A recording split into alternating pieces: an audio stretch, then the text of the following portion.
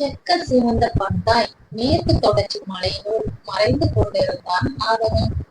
மாலை பொழுதில் இதமான காற்று பூமி பந்தை நீராட்டிக் கொண்டிருந்தது. சந்திரன் வரதுக்காக கரணி பூக்கள் எல்லாம் ஏக்கத்துடன் காத்திருந்தன. ரசிக்க ஆளின்றி அம்மாலை பொழுது பரபரப்புடன் காணப்பட்டது. இடம் கோவை மாநகரில் பீளமேடு பகுதி. பள்ளிகளும் கல்லூரிகளும் அடுத்தடுத்து இருந்த அவிநாசி சாலை எங்கும் மாணவர்கள் கூட பேருந்து நிறுத்தங்கள் மனித தலைகளால் நிரப்பியிருக்க விரைந்து இல்லம் சேர பேருந்தை எதிர்பார்த்து தங்களுக்குள் பேசியபடி நேரத்தை கடத்தினர். வேலை நேரம் முடிந்து வீடு திரும்புவோரின் எண்ணிக்கை நிமிடத்திற்கு நிமிடம் அதிகரிக்க பேருந்து நிறுத்தங்களில் மக்கள் கூட்டம் அலைமோதியது. சாலையில் இரு பக்கத்திலும் உயர்ந்து நின்றிருந்த கட்டிடங்களில் இரு தளங்களுடன் நின்று இருந்தது சிவா காம்ப்ளெக்ஸ். அதன் முதல் தளத்தில் இயங்கி வந்தது ஸ்பேஷன் எம்போரியம்.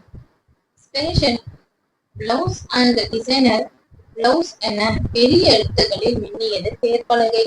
தனது கடின உழைப்பால் 24 வயதிலேயே தொழிலில் வெற்றி கனியை பறித்தவள் ஸ்பேஷன் எம்போரியத்தின் உரிமையாளர் மனோகரிணி.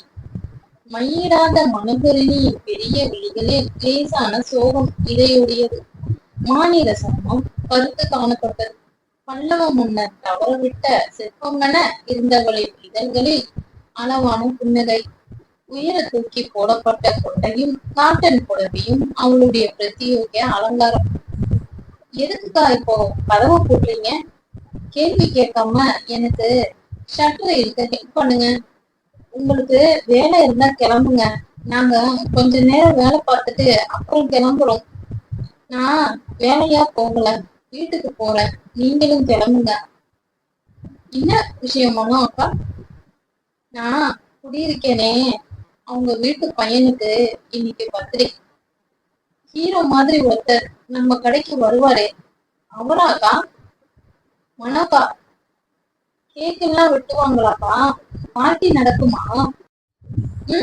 என்றவாறே தன் கைப்பையில் இருந்து 500 ரூபாய் தாள் ஒன்றை எடுத்து மோகனாவிடம் கொடுத்தான் மனோகரிணி.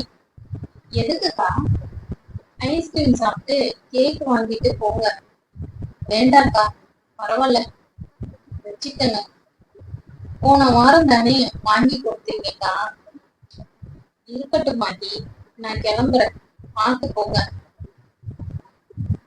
அக்கா, என்ன மோகி? கொண்டை போடாம சடை போட்டு கொஞ்சம் மேக்கப் போட்டுட்டு போக்கா. நான் பாட்டிக்கு போகல மோகி. பாட்டி தொடங்குறதுக்கு முன்னாடியே போய் விஷ் பண்ணிட்டு வந்துடுவேன். நான் வரேன் மோகி. பாய் அகி. தன்னிடம் பணிபுரியும் அகிலாவிடமும் மோகனாவிடமும் விடைபெற்று சென்றாள் மனோகரிணி. அவள் சென்ற திசையே பார்த்தபடி நின்றிருந்தனர் அகிலாவும் மோகனாவும். ஏன் அகி, அக்கா இப்படி கொண்டையும் காட்டம் கொடையுமா எப்பவுமே இருக்கு? அக்காவுக்கு அதான் பிடிச்சிருக்கான். எதுக்குதான் இப்படி சன்னியாசி மாதிரி இருக்குதோ? ஆனா ஒண்ணு, இனிமே அப்படி இருக்க முடியாது. என்ன சொல்றோம் மகி? அக்காவுக்கு கல்யாணமான மாறிடுவாங்க. கல்யாணமா? அக்காவுக்கு சீக்கிரமே கல்யாணம் ஆக போகுது. என்ன கதை விடுற? நீ வேலையிலே கண்ணா இருக்க, அதனால உனக்கு ஒண்ணும் தெரிய மாட்டேங்குது. உனக்கு என்ன தெரிஞ்சது அத சொல்லு. அந்த ஹீரோக்கு நம்ம மனோகா மேல பயங்கர லவ்ஸ். அவர் இங்க வர்றதே வருஷத்துக்கு ஒரு தடவையா தான் இருக்கு. அதுலயே உனக்கு புரிஞ்சிடுச்சா? இதெல்லாம் ஒரு பார்வையிலே தெரிஞ்சிடும். அவர் விரும்பலாம், ஆனா அக்காவுக்கு விருப்பம் இருக்கிற மாதிரி தெரியலையே மோகி. அக்காவுக்கு தொழில்தான் உயிர் மூச்சே. உண்மைதான். அதுக்காக அப்படியே விட்டுறதா?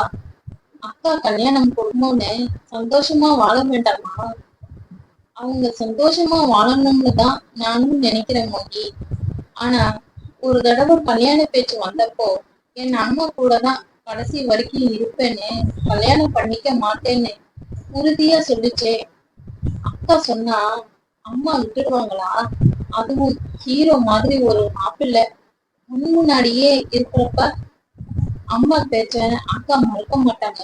இருந்தாலும் விருப்பம் இல்லாம கல்யாணம் பண்ணிக்கிட்டா அந்த வாழ்க்கை எப்படி இருக்கும் மோகி? மனோகரிணி தன்னிடம் பணிபுரியும் அகிலாவையும் மோகனாவையும் தனது சொந்த தங்கச்சிகளாகவே பாவித்து வந்தாள். அவர்களும் அவர்களிடம் அக்கறை கொண்டு அவள் நல்வாழ்வு குறித்து அடிக்கடி தங்களுக்குள் பேசிக் கொள்வார்கள். அவர் அக்காவை ரொம்ப நேசிக்கிறார் அடி. அக்காவுக்கும் பிடிக்கும். அவங்க சீக்கிரமே கல்யாணம் பண்ணிப்பாங்க. நீ வேணா பாரு. உன் வார்த்தை படிக்கட்டும். வா போகலாம். ஐஸ்கிரீம் சாப்பிட்டதானே? ஆமா, சந்தோஷமான விஷயம் சொல்லிருக்கியே, அதை கொண்டாட வேண்டாமா? இரு தோழிகளும் கை கோர்த்து கொண்டு படிகளை கடந்து சாலையில் இறங்கினார்கள். அவினாசி சாலையில் சென்று கொண்டிருந்த மனோகரிணியின் ஸ்கூட்டி ஜிஆர்டி பள்ளி அருகே சென்று விலாங்குறிச்சி சாலையில் திரும்பி வேகம் எடுத்தது. எம்ஜிஆர் நகர் குடியிருப்பு பகுதியில் அன்பாலயம் என்ற பெயர் பலகை தாங்கி நின்றிருந்த அம்மாளிகை வீட்டின் திறந்திருந்த வாயில் வழியாக அவ்வளவு மாளிகையை ஒட்டி நின்றிருந்த சிறிய ஓட்டு வீடே மனோகரிணியின் வசிப்பிடம்.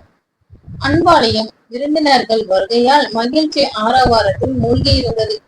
கனவு ததும்பிய முகத்துடன் விருந்தினர்களுடன் உரையாடி கொண்டிருந்த ராதா அன்பாலயத்தின் அரசி. ராதா, சந்திரன் வந்துட்டானா? இல்லையா? ராதாவின் கணவன் முகுந்தன். வந்துட்டாங்க, அவன் ரூம்ல தான் இருக்கான். சரிம்மா. அம்மா அம்மா, மனோ வந்துட்டாமா, நான் போய் புடவை கட்டிட்டு வரட்டுமா? மதுஸ்ரீ அன்பாலயத்தின் கடைசி வாரிசு. சரி போ. இரு, மனோவுக்கு பூ எடுத்து வச்சேன், கொடுக்க மறந்துட்டேன், கொண்டு போய் கொடுத்துடு. சரிம்மா. மது இங்க சமையலறையில் இருந்து குரல் கொடுத்தான் மதிவதனி, அன்பாலயத்தின் முதல் வாரிசு. அக்கா கூப்பிடுறா போ. ராதா அங்கிருந்து நகர, என்னக்கா எதுக்கு கூப்பிட்ட? மனக்கிட்ட தானே போறேன், கண்ண அங்கதான் தூங்கிட்டு இருக்கான். ஐயோ, நான் உன் பையனை தூக்க மாட்டேன், என்ன பார்த்தாலே வீல் வீழ்னு கத்துறான், நீ ஏன் போய் தூக்கிட்டு வா. நீ மெதுவா பேசுனா அவன் ஏன் உன்னை பார்த்து பயப்பட்ட போறான்? போக்கா, எனக்கு மெதுவா எல்லாம் பேச வராது. பூ கொடு, நான் போறேன். மதி மதி அழைத்தபடியே வந்தவன் சத்யன். எப்படிக்கா உன் வீட்டுக்கார் இப்படி உன்னையே சுத்தி சுத்தி வராரு?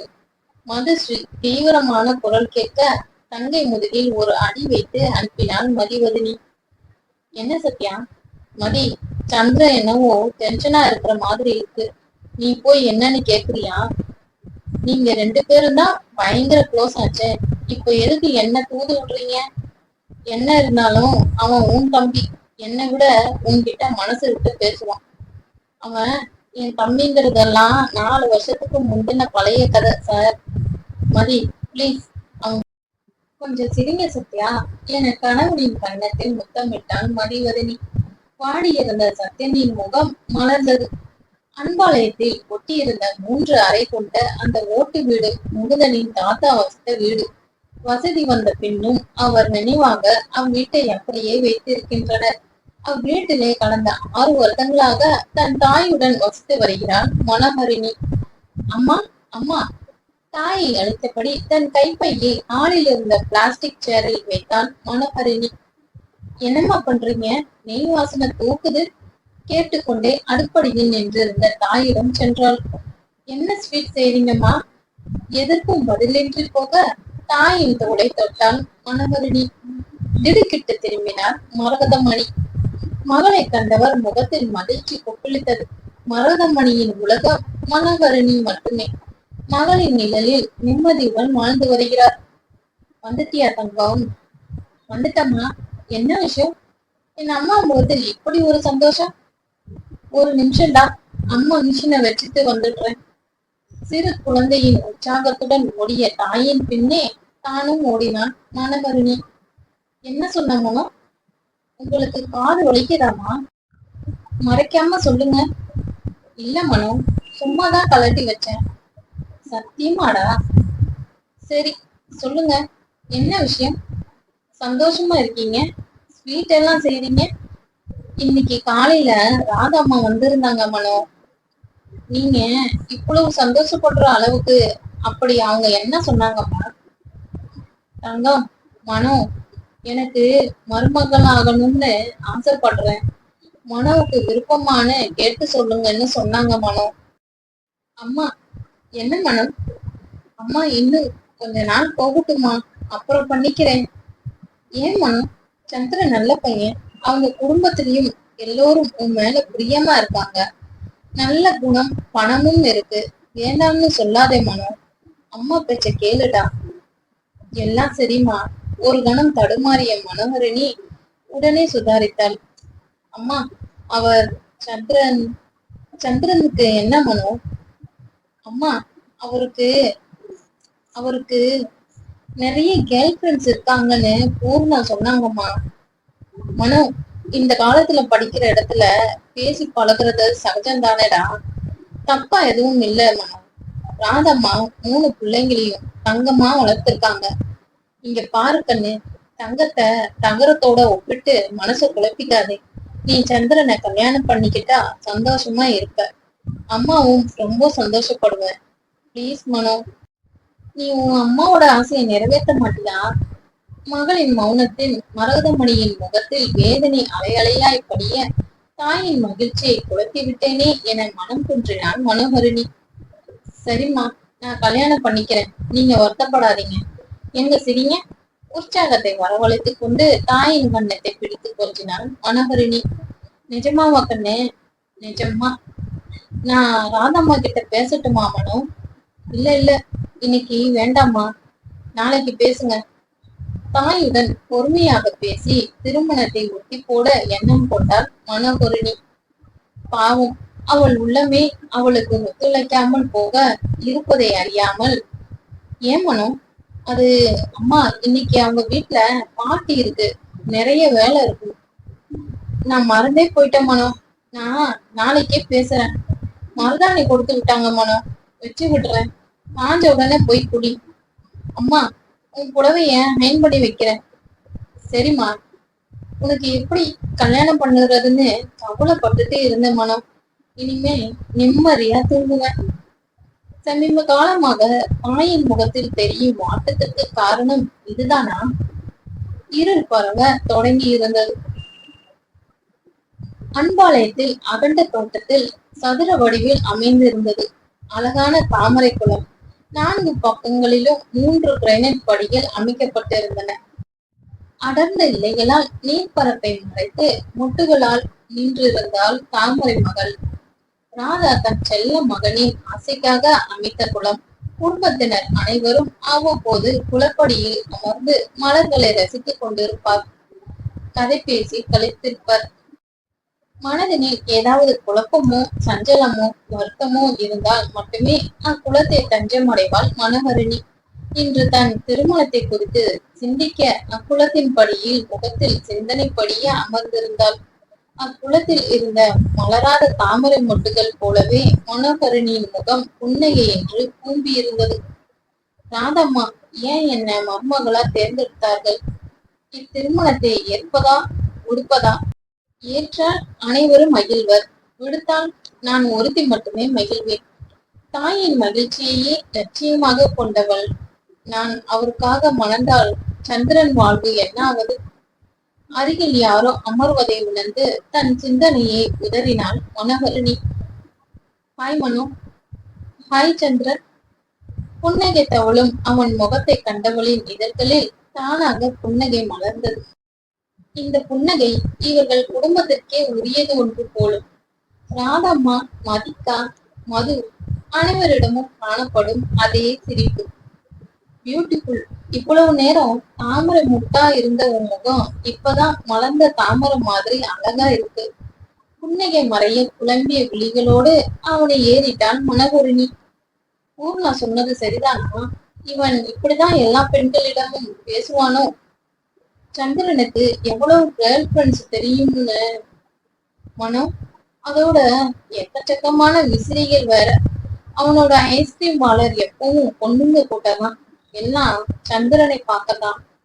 பூர்ணாவின் பேச்சு நினைவில் எழ பூவையின் இதயம் வழியில் சுருண்டது. இன்னைக்கு என் பர்த்டே விஷ் பண்ண மாட்டியா? ஹே, ஹாப்பி பர்த்டே சந்திரன். தேங்க்ஸ் மனோ. மீண்டும் ஒரு புன்னகை. இவனால் சிரிக்காமல் இருக்க முடியாது போலிருக்கிறதே. உன்கிட்ட கொஞ்சம் பேசணும் மனோ. எனக்கு நான் இந்த காடை பாரு. இவனுக்கு கூட தடுமாற்றமா? அவன் நீட்டிய இதய வடிவிலான வாழ்க்கை அட்டையை பிரித்து பார்த்தால் மனோகரிணி. உன் மலர்பாதம் பிடித்து மென் விரல் தொட்டு நெட்டி அன்பிக்க ஆசை கொண்டே நடி சகியே. 4 வரிகளில் தனது காதலை சொல்லியதோடு திருமணத்துக்கு சம்மதத்தையும் ஒருங்கே வேண்டியிருந்தான் மதுச்சந்திரன். அவன் வார்த்தைகள் அவள் உள்ளத்தை அசைத்ததோ? அவள் கண்ணின் கருமணிகள் அசைவின்றி அவன் முகத்தில் நிலைத்தன. சம்மதமா ஹனி?